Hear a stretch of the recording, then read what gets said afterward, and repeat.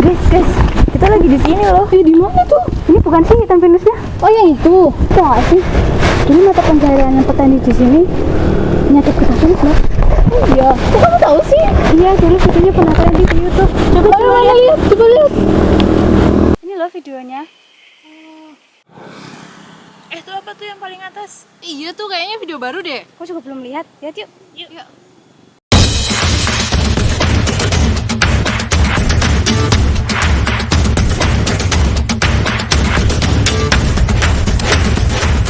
Para pemimpin inovatif yang kami hormati, pada siang hari ini kita akan lengkapi informasi kita tentang Mangunan, bagaimana mengenai sejarah-sejarah yang ada di Mangunan ini. Bersama saya, Bapak Fahrudin, dia ini adalah dulu penyadap pinus. Kita akan mendengar cerita dari beliau. Selamat siang, Pak Fahrudin. Selamat siang, Bapak. Dulu Bapak jadi penyadap pinus ini tahun berapa waktu itu? Awal tahun 2011, Pak. Itu yang menjadi penyadap pinus termasuk yang tergolong menjadi KTH, Pak. Kelompok tani hutan yang waktu itu meliputi 3 desa. Desa Mangunan, Desa Munduk, dan Desa Terong. Jadi pada waktu itu kegiatan pekerjaan menyadap getah pinus itu sudah menjadi mata pencarian pokok waktu itu?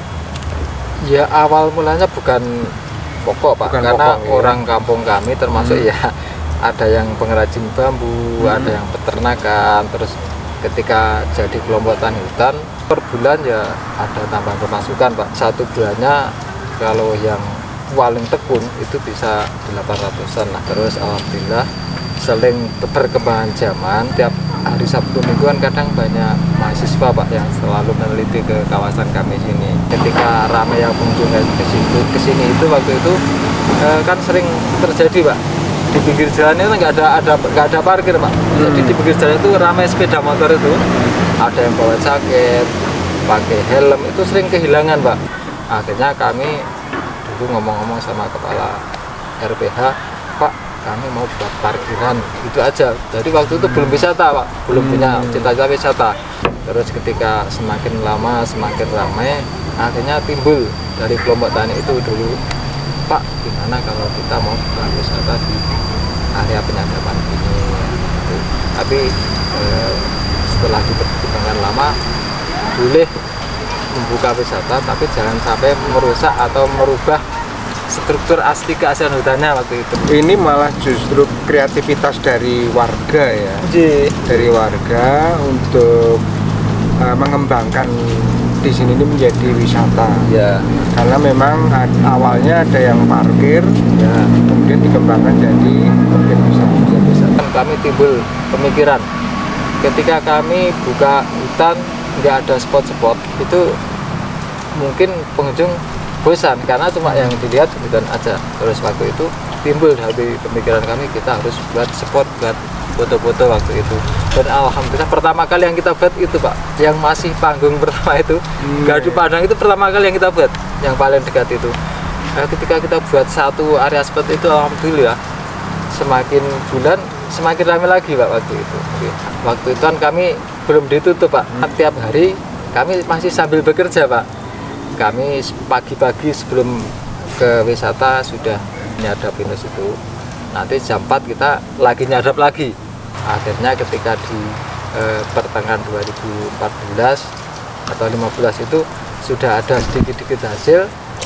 Akhirnya penyadapan di stop, Pak. Karena apa? Ditakutkan ketika nanti ramai pengunjung, kami tetap nyadap. Dulu belum ada larangan merokok di dalam kawasan hutan, takut ada kebakaran hutan waktu itu. Akhirnya terus di stop. Yang kedua, ketika kami nyadap terus kok wisata jalan, nanti pohon pinusnya jadi semakin nggak sehat. Karena getahnya kita ambil terus. Yang memulai siapa? Yuk kita alih profesi, itu yang memulai siapa? Ya dari kelompok tani. Oh, secara kolektif ya? Secara kolektif, karena kami ya berpikir ketika penyadapan sudah nggak ada hasilnya, kami kan harus semangat lagi, harus nanti bisa berhasil apa yang kita cita-citakan. Baik, terima kasih Mas Fahrudin. Para pemimpin inovatif yang kami hormati, kita sudah tahu semua, sudah mendengarkan semua. Kata kunci dari keberhasilan kita untuk melakukan inovasi kebijakan publik adalah bagaimana kita peka membaca lingkungan dan kreativitas, sehingga kita akan mendapat dukungan kreativitas secara kolektif. Orang individu yang inovatif pada umumnya akan berpikir cepat, beradaptasi, dan menggunakan sumber dayanya yang ada.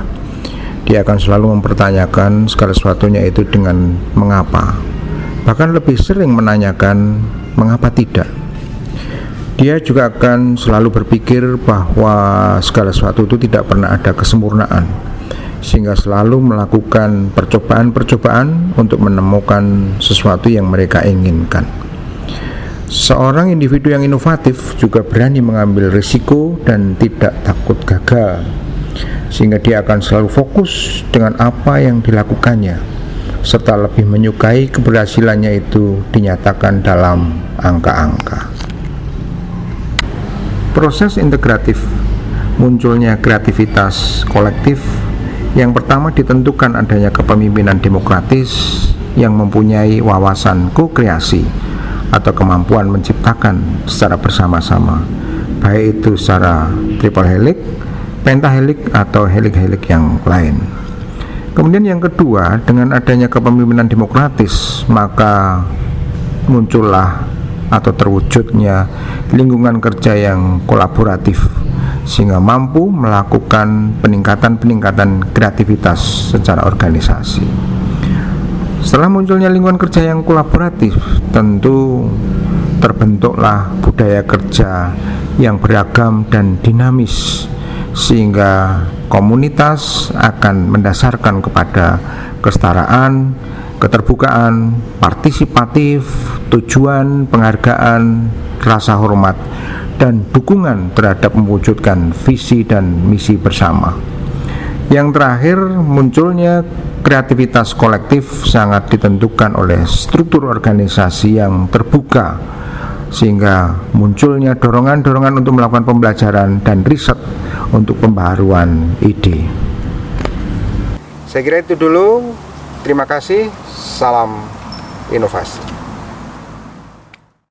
Ternyata hutan pinus ini banyak sejarahnya ya. Oh iya benar, dulu tuh petani di sini tuh kerjanya tuh penyadap getah pinus di kawasan sini tahu.